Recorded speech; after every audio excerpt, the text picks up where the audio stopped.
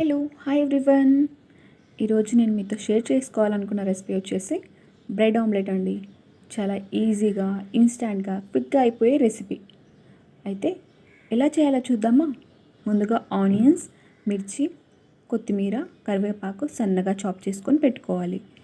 వీటినన్నిటినీ ఒక వెడల్పాటి బౌల్లోకి ట్రాన్స్ఫర్ చేసుకొని అందులోనే కాస్త ఉప్పు, పసుపు, కారం, ధనియాల పొడి, మిరియాల పొడి ఇవన్నీ వేసుకొని ఈవెన్గా కలుపుకోవాలండి. మసాలాలన్నీ ఆనియన్స్కి, మిర్చికి అంతా పట్టుకునేంత వరకు కలిపిన తర్వాతనే ఎగ్స్ని బ్రేక్ చేసుకొని వేసుకోవాలి. ఒకవేళ మీరు ముందుగా ఎగ్స్ వేసి తర్వాత మసాలాలు వేసినట్లయితే అక్కడక్కడ ఉంటల్లాగా ఉండి ఈవెన్గా స్ప్రెడ్ అవ్వవు. కాబట్టి ఖచ్చితంగా మసాలాలు ఆనియన్స్లోనే వేసుకోవాలి. ఈ రెసిపీ ఎక్కువగా మన ఇంట్లో ఎక్కువ మంది ఉన్నప్పుడు, అది కూడా ఎగ్స్ తక్కువగా ఉన్నప్పుడు మాత్రం చేసుకుంటే చాలా బాగుంటుందండి.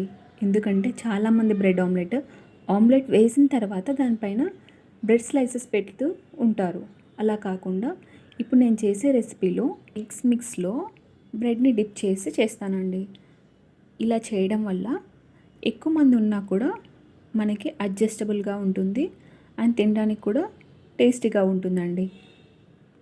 ఈ రెసిపీ స్నాక్ లాగా అయినా బాగుంటుంది, అలాగే బ్రేక్ఫాస్ట్ లాగా కూడా బాగుంటుంది.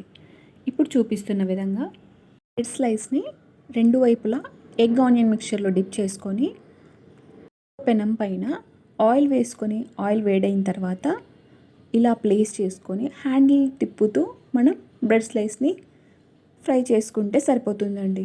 నేనైతే ఫస్ట్ బ్రెడ్ స్లైస్కి మాత్రమే ఆయిల్ వేసాను, రిమైనింగ్ వాటికి వేయలేదు. మీకు కావాలంటే రిమైనింగ్ బ్రెడ్స్ కూడా వేసుకోవచ్చు. ఒకవైపు బాగా కాలిన తర్వాత తిప్పుకొని రెండో వైపు కూడా ఫ్రై చేసుకొని సర్వ్ చేసుకోవడమే అండి. చాలా సింపుల్ రెసిపీ కదా. నాకైతే 2 ఎగ్స్కి 4 బ్రెడ్ స్లైసెస్ వచ్చాయండి. కంటెంట్ నచ్చినట్లయితే నా ఛానల్ని సబ్స్క్రైబ్ చేసి పక్కనే ఉన్న బెల్ ఐకాన్ని ట్యాప్ చేయండి. అలాగే మీరు ఈ రెసిపీ ట్రై చేసి కమెంట్ సెక్షన్లో కమెంట్ చేయండి.